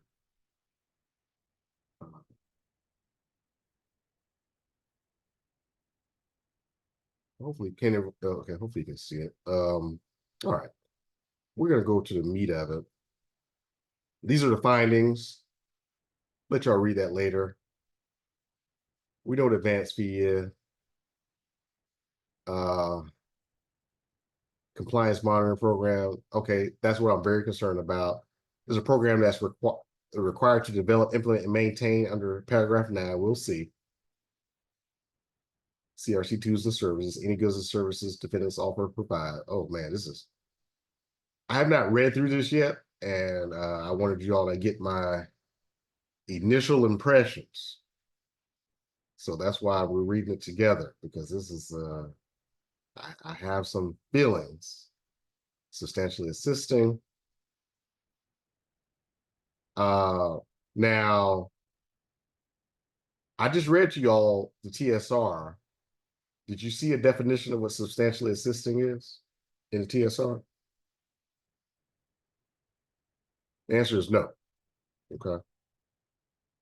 Seller, we had a definition, but so substantial assisting is not defined in the TSR, but guess what? They defined it here. Jessica is still asking me about no phone number. Jessica, you don't get it. You don't get it. It's not about your phone number. It's about being in compliance. We're gonna have to talk offline or in the Q&A, because you still ask me about phone numbers and you don't get it, because if you're triggering a TSR, you're illegal. You're illegal already. So I'm not being rude, but I want you to understand that. Okay. So this order has defined, oh my gosh, this is ridiculous, y'all. I'm gonna tell you right now, I'm on what page you on? 6. I feel sorry for CRC at this point. They have defined substantially assisting, consulting in any form whatsoever. Really? Oh, Jesus Christ. This is ridiculous. So you took an undefined word and basically included everything under the sun. Had a definition for it. Oh my gosh. I feel sorry. Y'all, I'm telling you, this is not gonna last long. I'll tell you right now. Telemarketer is defined in the TSR. Now, if I was a lawyer in this case, why would you define, oh, sorry, telemarketing is defined by the TSR. Let me see. Was telemarketing a definition? Hold on. Telemarketing. And I'm gonna give you all these links where you'll be able to look up. So telemarketing.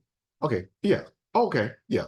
Telemarketer is defined in the TSR and telemarketing. Telemarketer means any person who in connection with telemarketing initiates or receives a phone calls by customer or donor. Okay, cool. Now, okay, good. Telemarketing is defined by TSR, hiring someone to engage in telemarketing. Let me see if that's hiring. Yeah. So they took the telemarketing definition and bastardized it. What do I mean by that?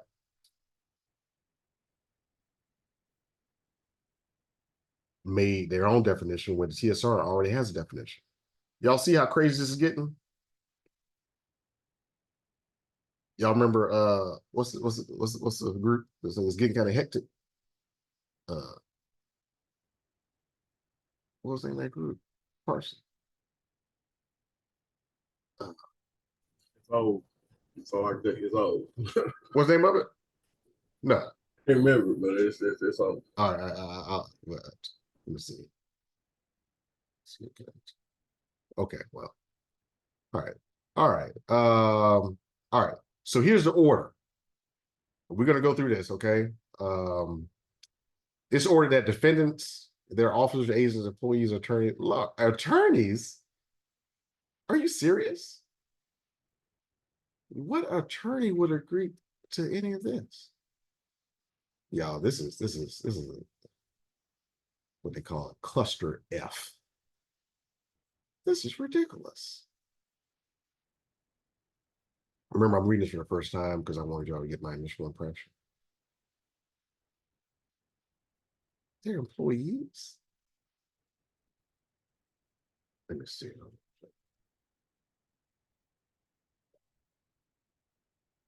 got the camera up here, so. And all other persons in active concert participation with them. So they're kids? Are y'all serious? Who receive actual notice of this order, whether acting directly or permanently restrained from substantially assisting. Now remember, substantially assisting is not defined in the law, but it's defined in this order up there, okay? Consciously avoids using telemarketing to market or sell. Okay. Substantially assisting any person who any defendant knows or consciously avoids knowing uses telemarketing. We have that defined. Let me change this color. To market or sell credit repair services. Now, let's go back up and see what credit repair service is called. Okay. Whew. I don't know if I'm ready for this definition, y'all. Anybody ready for this one? Oh, okay. Now, this is a loophole. Credit repair services means any goods or services represented to remove directory information from or improve a person's credit. Okay. Now, Daniel, this should be none of your customers anyway. So this is your loophole. None of your customers should be representing to remove or improve. So this is probably a loophole that might save you, because none of your people should be a credit repair service. Because if they are, what are they doing, Tyrone? Violating CROA. Yeah. So this Daniel, this might be the little loophole you need to stay out of millions of dollars of debt with these knuckleheads, because none of your customers hopefully should be providing a credit repair service as defined by this order. All right. So that might be a little loophole there for you. All right. Market or sell credit repair services. Well. Now the thing is, you do have people that's doing that, but it shouldn't be. And who requests or receives advance fees for those services. Well, you don't care. Well. Nothing in this order shall be read as an exception to this paragraph. Now here's the thing. Danny Rosen's customers have this credit repair software where people can sign up for credit repair. Can someone, I mean, has someone used this, anyone that uses this software? Like is anyone aware of the sign up process? Anyone?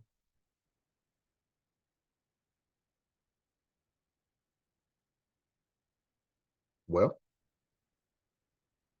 okay. I don't know how it works, but I'm gonna take a guess. Actually, I'm not gonna take a guess. I don't want to be defamatory. But I'll say my opinion. It's my opinion that most of these credit repair companies, when they have people sign up for credit repair service, they're signing, I guess, a contract for services and paying a fee.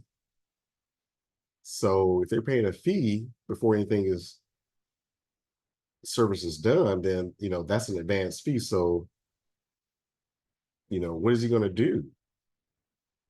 And then how can you monitor that? Because what if people achieve what if people, so remember, we're not concerned about TSR per se, because if you're violating TSR, you're violating CROA. But if you don't take an advance fee, then I guess a fee should not be paid immediately. But who's to say, I know people, Vance Dotson out there in Oklahoma, it may have a turnaround time of 20 of a day, 20 hours. So you can sign up, maybe the next day, all your work is done. So then you sign up today, tomorrow, the work is done, maybe that same day, then you can take a fee the next day. Now, I don't recommend that because you have a 3-day rule, I think, in CROA. And so I think I've suggested to people you might want to wait to about the 3rd day. But nevertheless, this right here, this first order is a cluster F, because how do you constantly avoid knowing? First of all, everybody's using telemarketing, credit repair services. Well, you don't know what, I mean, how are you going to look at thousands of people's, how are you going to look at, because remember, credit repair service is a good a service they represent, they can remove or improve. So you got a customer sign up. By the way, he has probably thousands sign up a day.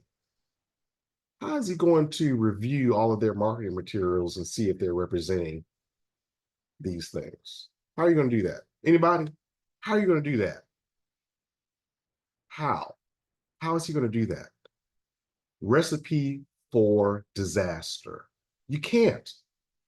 How are you going to do that? So, okay, so number 6, I don't know how you do that. All right. Defendants, whether acting directly, indirectly, or permanently restrained and enjoined from violating TSR Part 310 in connection with the offering of credit repair services. Okay, well, that's everybody. So who cares about this?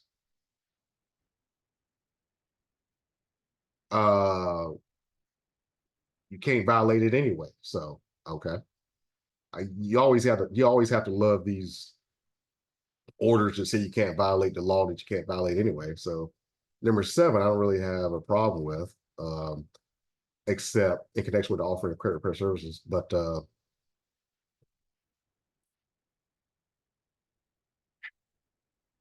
because credit repair services is not written into it, but it's not a big deal because guess what? That credit repair services is already written into that. Remember that 310.4 that we looked at?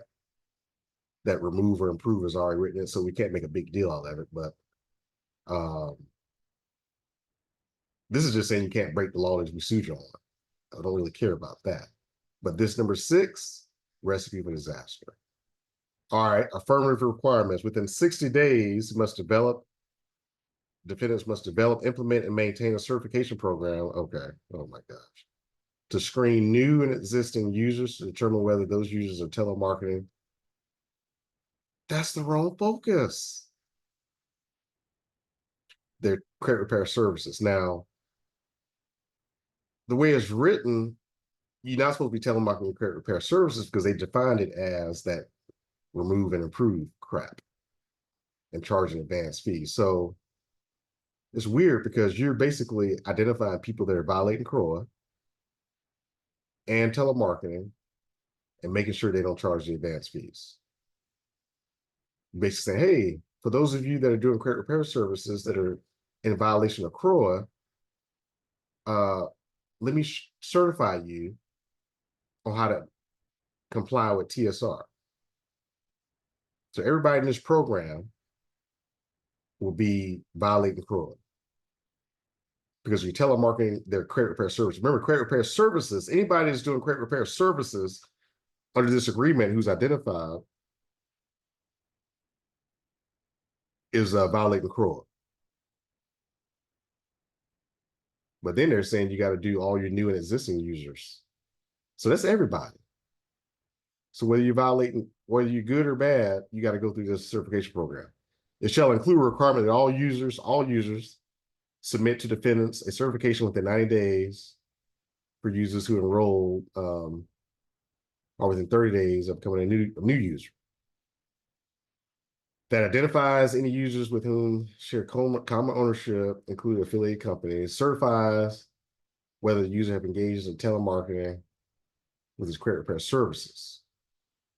This is going to be tricky because it's going to, if this is done correctly, it needs to identify people that have represented to their customers that they're going to remove and improve their credit, and then ask them if they use telemarketing, which would be all of them, because telemarketing is not just, where's my phone at? Just calling these people. It's about having a plan. Okay. So it's not about calling. Well, I never call anyone. I never call people. But your website has a number where they can call you. So, okay. Certifies that the users will engage.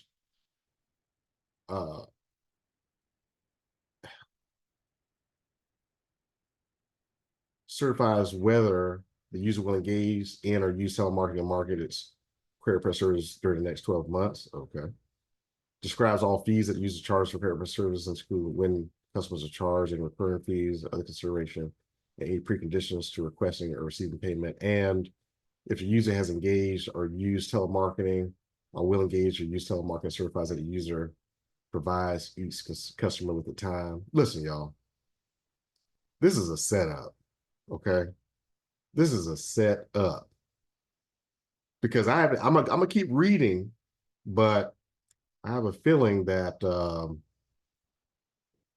if he has to turn over this list or this stuff like this, or even if he doesn't and they have to sue again, they're gonna get this list.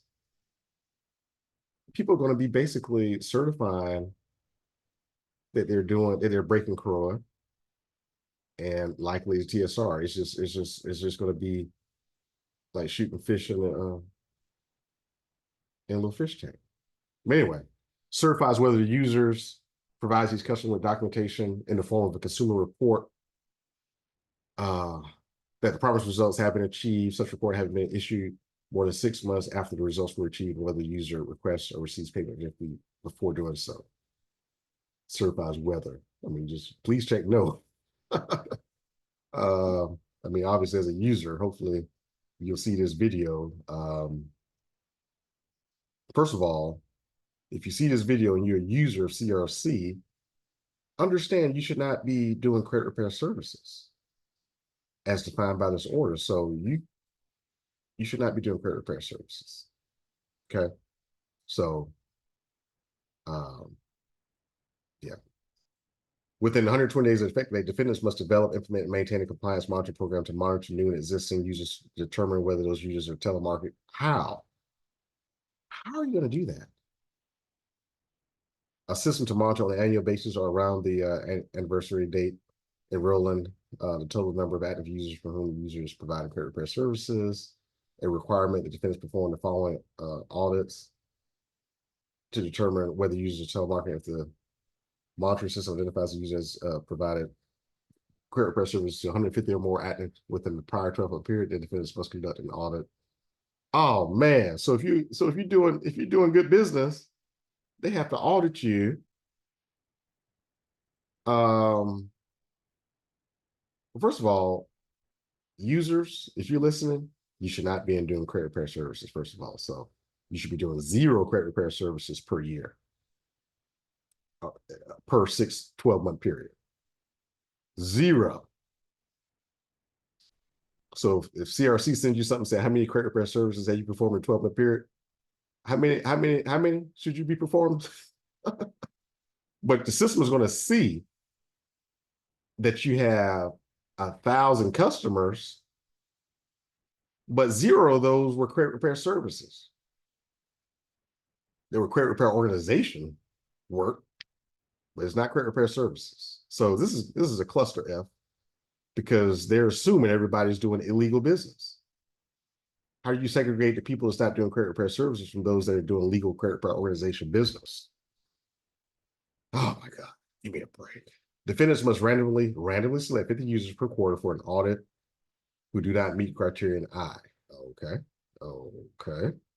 So if you don't do 150, you need to add 50. Oh, this is just ridiculous, y'all. I'm sorry. Daniel, just start a new company at this point. But probably can't do that. Okay. The audits required by subchapter B shall include at minimum a review of the user's website. Really? Okay. This is going to be, you think $3 million is a lot of money? How are you going to review thousands of customers' websites? How are you going to do that? And go through their sign-up process? Are you serious? Review the user's fee structure? What? Who's going to pay for that? After conducting the audit under subparagraph B, defendants must make the determination and follow the provisions of paragraph 11. Okay. If defendants are unable to obtain certifications from user required, defendants must immediately revoke the user's access to CRC. Okay. For each user, it must make determinations for whether the user is telemarketing, charge advanced fees, and must make the following steps. If it's charged advanced fees, must immediately revoke their software. Man, what if Microsoft had to do this? If you email it, if you or Yahoo or Gmail, Google, you emailing a harassing email, this is ridiculous. I'm sorry, y'all. This is a setup. Defendants must provide notice of this order to existing users within 30 days. Okay. New users for a period of 5 years from the effective date before they are provided access. So they got to get this order. Now, this is going to be real nice. This will be a nice welcome. Welcome to CRC. You're now subject to this order and audits and all this crap. The notice shall be substantially informed in Appendix A. We'll take a look. And prominently include description of the Bureau's lawsuit. Oh my gosh. Welcome to CRC. Here's where we've been sued. Here's where we had to pay $3 million. Here's the definition of telemarketing and advance fees. Welcome. Welcome to CRC. Defendant must require users to certify they have received and read the notice. Yes, I've read the notice. And I've also canceled. Okay. Oh, jeez. I'm not suggesting anyone cancel, so to be clear. But I can imagine someone signing up for a service and the company sending you lawsuits and notices and orders that's going to subject you to auditing and certification and monitoring and random monitoring, and you've done nothing wrong. What is a person to do? Oh my God. Within 10 days of the effective date, defendants must remove all CRC tools and services, any reference to soliciting potential customers' contact and leads by telephone. Why? Why? For credit repair services. But everybody's not doing credit repair services. So how are you going to remove them from the people that's violating CROA? How are you going to leave them for the people that's doing good credit repair organization business? Remove all CRC tools in any language or software that recommends users charge monthly fees for credit repair services. Well, you can charge monthly fees for credit repair services. Well, not credit repair service. Remember, the credit repair service, that's a legal service. So, all right. But how are you going to keep it for the people that's doing legal credit repair organization work? All right. Compliance plan. Within 60 days, defendants must submit to the enforcement director for review and determination of non-objective and comprehensive plan to ensure defendant's provision of CRT tools and services complies with all applicable laws. Oh, wow. The plan must include detailed steps for addressing everything in this order, mechanism ensure officers kept apprised of the status of compliance actions and specific time frames, deadlines. Oh my gosh. The enforcement director will have the discretion to make a determination of the non-objection to the compliance plan or direct defendants to revise it if the enforcement director directs defendants to revise the plan. Defendants must revise and submit a plan within 15 days. Okay, 15 days is not a lot of time for a comprehensive plan like this. After receiving notification that the director has made a determination of non-objection of the compliance plan, defendants must implement and adhere to the steps, recommendations, deadlines in the plan. Okay. Role of the executives. Oh boy. CEO has ultimate responsibility. That's Daniel.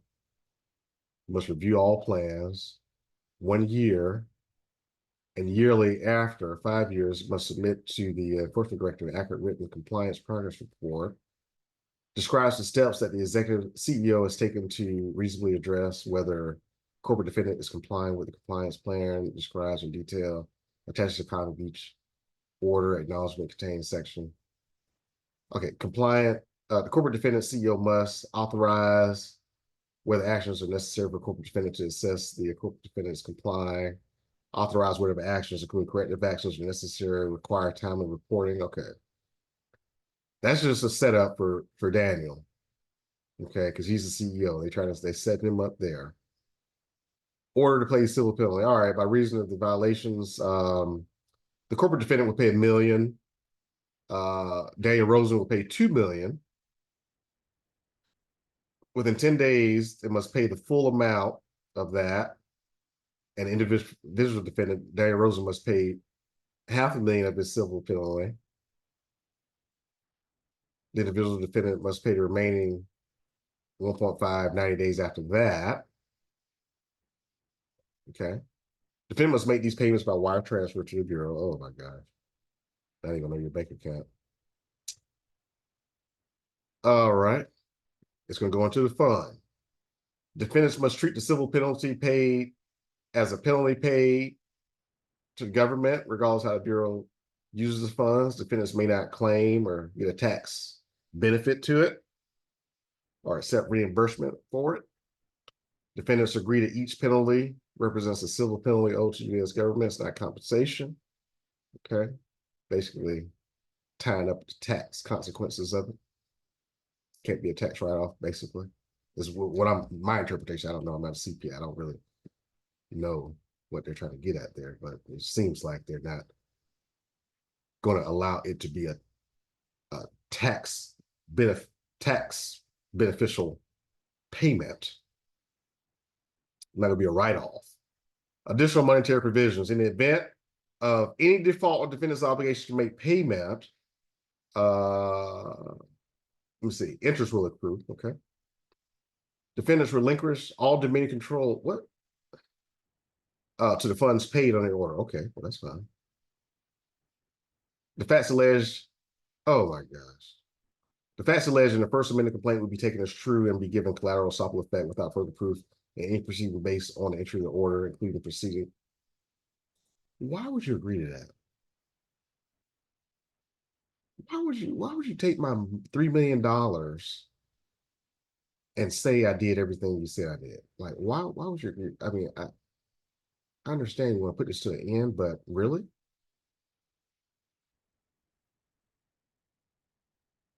But if there's a problem, everything that you said I did is taken as true. I mean, the whole purpose of settling is to not admit to that. That's unfortunate. I really feel sorry for CRC and Daniel to having to agree to this. So you're saying everything is true and taking my money? Defendants acknowledge that their tax ID may be used for collecting and reporting of any delinquent amounts. Within 30 days of this judgment, defendants must notify the director of the final order of settlement in writing. The notification must include the amount of any redress the defendants paid or required to pay to consumers and describe everything. Okay. Upon request of representative of any consumer, reporting agency must furnish consumer reports to the Bureau concerning individual defendant. Oh boy.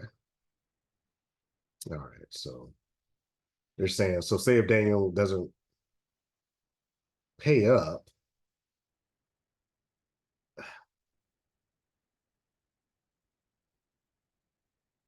they can get a report from the CRA to try to, I guess, figure out how to make them pay up, to collect and report the delinquent amounts. Okay, so isn't that's pretty tough.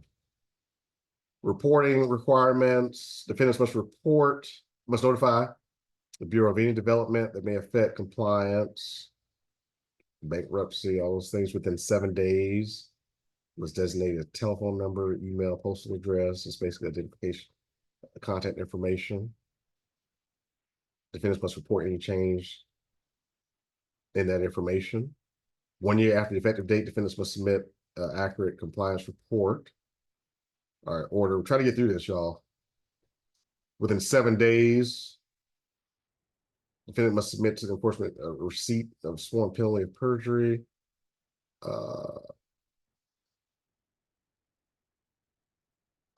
Individual and corporate defendant for any business that he's a majority must, I guess, report that.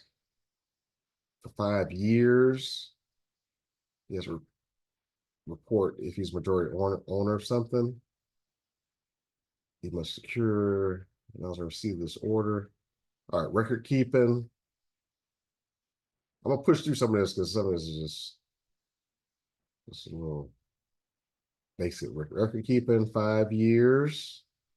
Make him keep stuff longer than he should have to. Notices, if it's a notice to the director, just how they do it. Cooperation with the Bureau, defendants must cooperate with the Bureau in this matter, any investigation or litigation associated with this.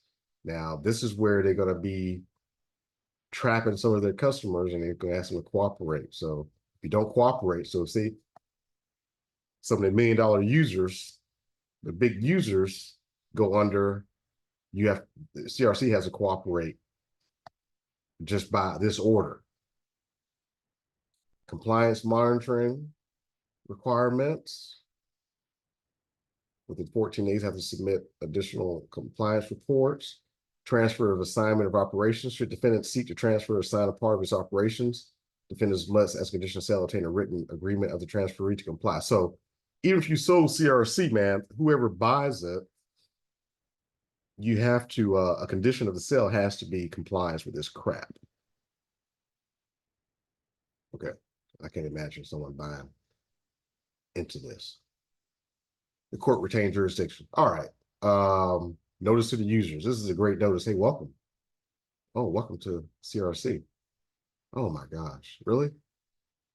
If you were getting a software and this is your welcome letter, what would you think? I don't know, I'd be a little intimidated. I feel like I would be subject to,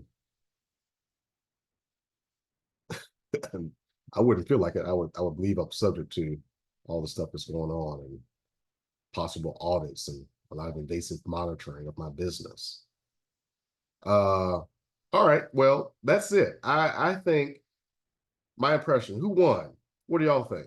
Who won this case? Did the CFPB win? Did CRC win? What do y'all think? Who do y'all think won? Well, I think Daniel. go ahead. Not Daniel, for sure. Okay. So Tyrone says CFPB. I mean, look, the case has come to a conclusion, but it's just a trap. It's like,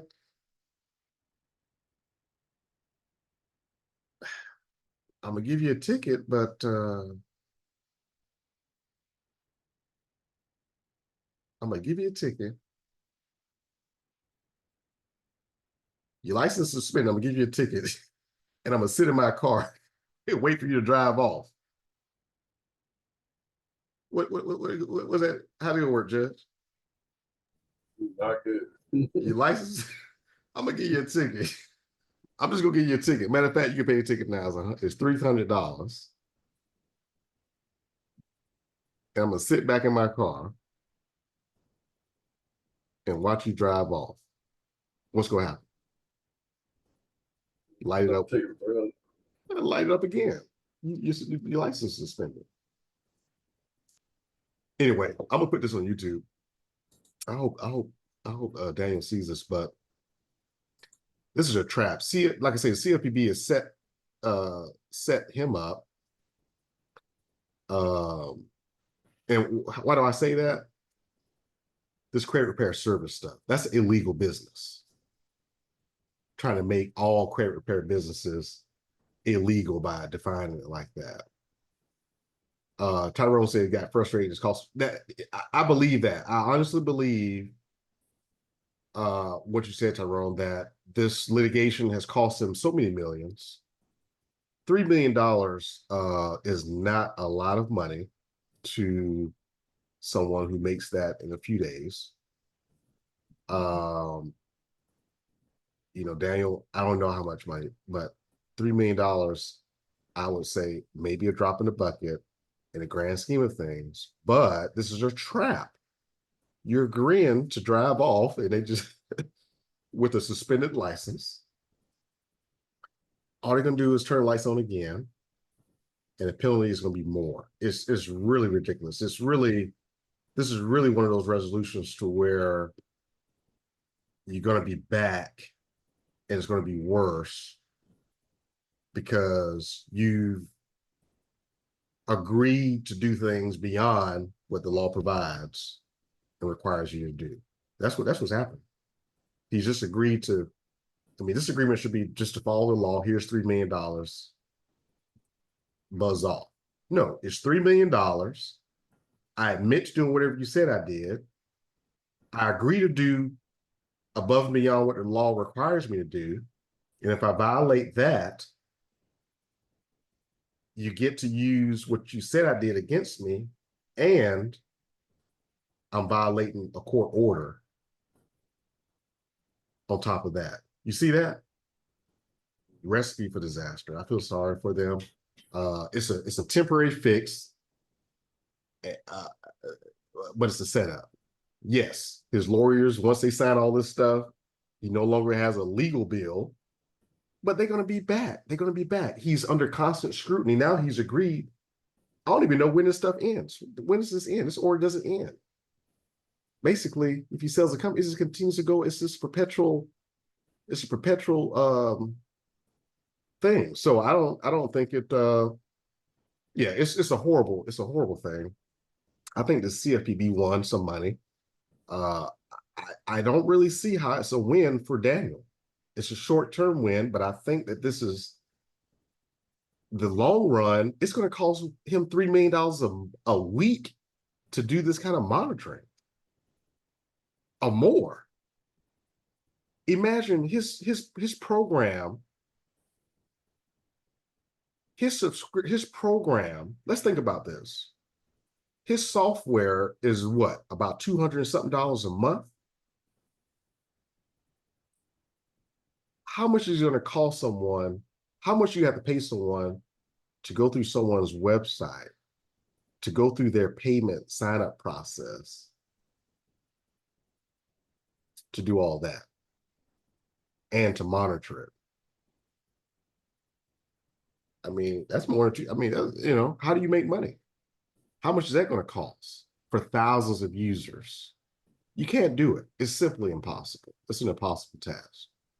So I think CFPB won. I think CRC lost. I think Daniel Rosen lost. In the long run, I think this is a horrible stipulated order and judgment. I think it's going to come to backfire and really basically take the CRC out of business personally. I think people that signing up are going to be discouraged and scared. Okay. Now, all right, some questions. What's going to happen to the Millionaires Club? I mean, I don't know. If I was a user, I would be out. This is ridiculous. I actually represented a few of the millionaires in CRC, because guess what? That's who the CFPB wanted to depose. The ones I represented, I was able to get them where they didn't have to be deposed, thankfully, with the help of CRC lawyers. But I represented some of them. But if I were them, I mean, what's going to happen to them? I don't know. I haven't really talked to them since this decision came out. I don't even know if they left, but I don't know. With this order, I just think it would be very difficult to retain uh big organizations that are going to be under this type of scrutiny. So, but I don't know. I do hope that CRC is able to continue to flourish as a business, but I think this order is a trap. How do we move? How does he move forward? I mean, he moves forward by having to comply with that order, which is a whole job in itself. Go ahead, David. Hey, how's it going, Brian? Good. I just wanted to ask pretty much. So since he has to follow all these regulations, now when it comes to independent people doing their credit repair, I understand you're saying to watch, like, don't do any telemarketing where you're I didn't say that. promising to. Well, I meant that as in like improving, Right. credit scores. That's what I meant. Yeah, a Um, representative should improve or remove. I mean, delete yeah, or improve. yes, exactly. So would it be fair to say like, oh, my company does credit counseling to where we go over your credit report and come up with ideas and ways? Counseling and credit repair. Don't be afraid of the word credit repair. Okay. And I'm glad you asked the question. Mhm. Don't be afraid of the word credit repair. Credit repair organization uh doing credit repair. And remember, I read those definitions to you from the Credit Repair Organizations Act, just to show you that it doesn't Yep. matter whether you're doing it or counseling or advising, it's all the same thing. So Yeah. don't shy away from it. And let's see, hold on a second. So it's pretty much just saying you're just not guaranteeing nothing. Just avoid saying that you're guaranteeing anything. Yeah, you can't guarantee anything. And you definitely want to avoid saying you don't guarantee anything. But let's see here. So what if like a credit repair company drafts up like a CROA compliance contract and states that pretty much you may get deletions or updated or modified. Would that be a fair ground? Yeah, I spoke about that earlier. I wouldn't represent. Look, the service that you're providing is, look, I will dispute inaccurate, incomplete information with the consumer reporting agencies pursuant to the Fair Credit Reporting Act. They have an obligation under the Fair Credit Reporting Act to delete or modify inaccurate, incomplete information. Okay. I mean, in the contract, I would say I cannot guarantee results, things like that. Yep. I would put express language to dispel that implied crap. I do not represent that any of my work is going to delete any credit. I do not represent that any of the work I'm going to, any of the service I'm providing for you are going to improve your credit. I can't do that, just like a doctor can't. But I'm going to do my best. I have dispute letters written by a consumer lawyer that I will use to dispute information that you've identified as inaccurate and incomplete. I mean, okay. That's how you protect yourself. But you don't have to change. Credit repair is not a bad word. And the definition, counsel, whatever, it's all the same. Even if you help the consumer, you remember the definition, even if you tell the consumer how they can do it themselves, you're still the credit repair organization. The key thing is not to represent that the work you're going to do is going to improve someone's credit or delete derogatory information. And if you educate a consumer properly, like I'm talking to you, you understand it and you okay with it. They understand. Yep. I'm going to dispute these things for you. Well, are you sure they're going to delete it? No, I can't guarantee that. Well, I thought you were a credit repair company. Well, I am. Yeah, and it's crazy how Daniel got Yeah. sued because I started with his software. That's how I got into like just attempting and learning and stuff. And it's crazy because he doesn't really even tell nobody to go out there and charge ahead or nothing like No, that. Yeah, it's So unfortunate. they really gunning him down. I feel like they put a target on his back because these credit reporting agencies don't want people getting them deletions. Well, they go for the big fish. I mean, he's the biggest fish. Yeah. And again, someone mentioned that he wanted to resolve this, and the attorneys, I'm sure, kicked and screamed and said, no, don't do this. But ultimately, a decision was made to go with this. The language in this thing it's a recipe for disaster. And I haven't talked to his lawyers or anything about this, but I can imagine no lawyer would want to agree to that stipulation. I'm sure that there's some influence by the client, the defendants, to proceed with it, because it's going to cost either way. You're going to continue to pay millions to the lawyers, or pay $3 million today and hope that he can comply with this order. You can't comply with it. You can't comply with it. You cannot comply with it. And if you did comply with it, it's going to cost so much to comply with it. It's just going to be his business model. His business now is going to be more so about trying to comply with this order than growing his business, because it's so tricky. And then to continue to monitor people, yeah, I think it's a mess. Yeah, I think it's a mess. But yeah, I think it's going to be ultimately, it's going to be a sacrifice. And those of you who's listening now or listening later, you can learn from it.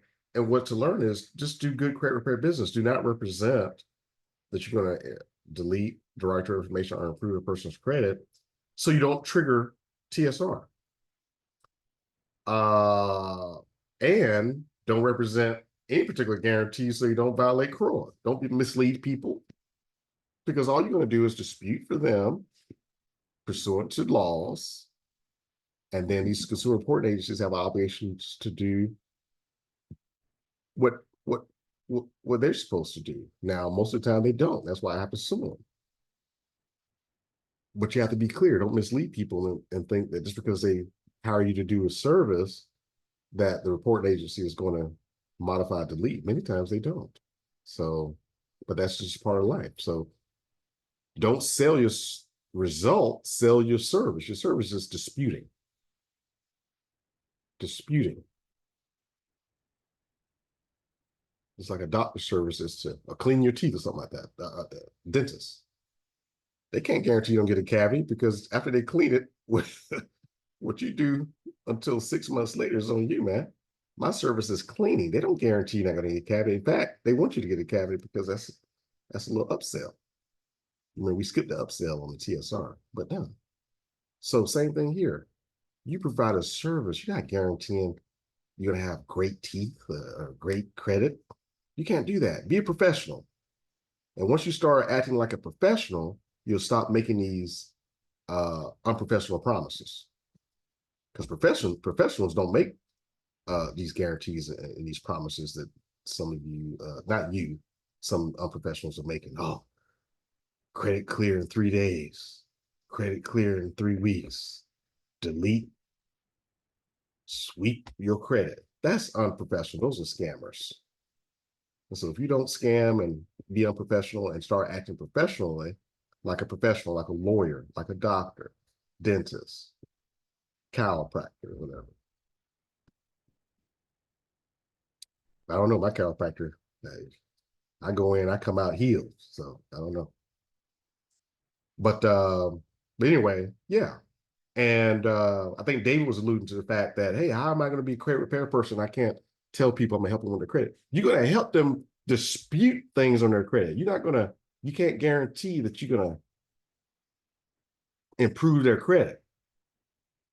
7, 8, 9 times out of 10, you're likely going to help them improve, but you can't represent that because it's misleading. You don't know how it's going to turn out until it turns out. Okay. All right. So we're going to wrap up. It's a long time. We'll do some Q&A another time. But any questions about what we covered? And Jessica, hopefully you're not focused on telemarketing. Again, the point is to not ever trigger. You should be telemarketing. you should have a plan in place where people can call you and ask questions about your services, or you can contact them to clarify what service you're going to provide them. Don't be tricked. The okie doke that it shouldn't be telemarketing. You shouldn't be triggering TSR. That's the point. Because if you are, you're violating CROA. That's the point. The point is not to avoid being a telemarketer or to avoid telemarketing. The point is, if you're in a credit repair space, you should not be triggering TSR, because you should not be representing to people that you're going to delete, that your service or good is going to delete directory information or improve their credit report or rating and all that stuff, history. All right, makes sense? All right, well, we'll leave it at that. Some of these resources, information I covered, I'll provide to you. And for those of you that are watching this online later, you'll have an opportunity to consult with me. If you're a credit repair organization, you need to consult with me. If you are a software company, office of service, you can definitely give me a holler, because CFPB is about to move on to the next, even though I believe they're going to stick with this one company, because this is like, again, writing a ticket to someone, sitting back and waiting for them to pull off. Easy second ticket, and the second ticket's gonna be bigger. Okay, so thank y'all for joining in. Have a good night.